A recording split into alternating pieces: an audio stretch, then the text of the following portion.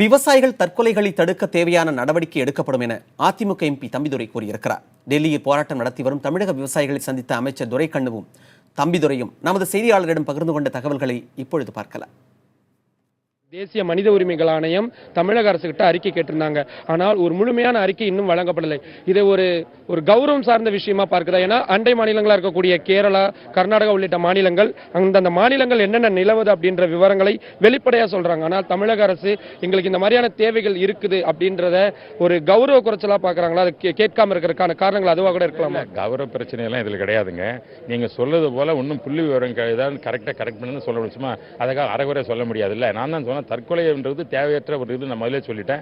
அதில் ஏதாவது நீங்க சொல்ற மாதிரி இருந்தாக்க தமிழக அரசு புள்ளி விவரம் தந்து அவர் தருவார்கள். அதற்காக மறைப்பதற்கு என்றைக்கும் தமிழக இதை மறைப்பதற்கு தயாராகலையே. நாட்டு மக்களுக்கு எல்லாம் தெரியும் போது நாங்களாம் மறைச்சதை பண்ணிட முடியுமா? தேசிய மனித உரிமைகள் ஆணையம் நோட்டீஸ் கொடுத்து இல்ல தேசிய மனித உரிமைகள் ஆணையம் நோட்டீஸ் கொடுத்து 3 மாசம் ஆச்சு சார். 3 மாசத்துல இது வரைக்கும் எந்த விதமான ரிப்போர்ட்டும் கொடுக்கலன்னு தேசிய மனித உரிமைகள் சொல்றாங்க, சுப்ரீம் கோர்ட்டும் சொல்றாங்க. இல்லைங்க, டைம் 3 மாசம் ஆச்சு சார். அதுதான் பெரிய ஒரு சரிங்க. இது சரியான புள்ளி விவரம் தவறான புள்ளி விவரம் தரக்கூடாது. அதற்காக தமிழக அரசு எல்லா முயற்சி செய்து கொண்டிருப்பாங்க, செய்வார்கள். அதற்காக தற்கொலை செய்து கொண்டவர்களுக்கு இழப்பீடுகள் வழங்கும் 3 லட்சம் ரூபாய் இழப்பீடு வழங்கும் பொழுது புள்ளி விவரங்களை திருப்பி தவறா சொல்றீங்க. அதாவது அங்க போராட்டம் நடந்துச்சு, அவங்க நடத்தினாங்க.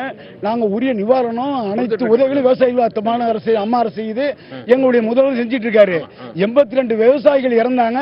ஆனா அவங்களுடைய சூழ்நிலை கருதி குடும்ப உரிமை கருதி தலா 3 லட்சம் ரூபாய் கொடுத்திருக்கோம்.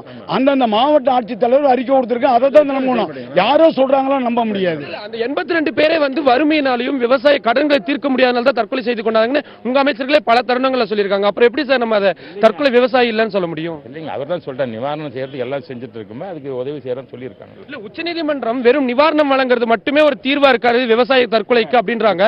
ஒரு மெக்கானிசம் வேணும்ன்றாங்க. என்ன மெக்கானிசம் இருக்கு sir? Democratic elected, you are the more representative. சரிங்களா? நாங்க தான் அதை செய்ய முடியும்.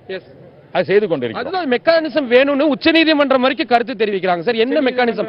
நாடு சுதந்திரம் அடைஞ்சு 68 வருஷம் ஆயிருச்சு. நாடாளுமன்றத்தை விடவே உச்சநீதிமன்றம் பெருசுன்றீங்க. நாடாளுமன்றத்தில் தீர்வு காண முடியாது எதா இருக்கா? ஆனால் தீர்வு காண்றது முயற்சி செய்து கொண்டிருக்கிறோம்.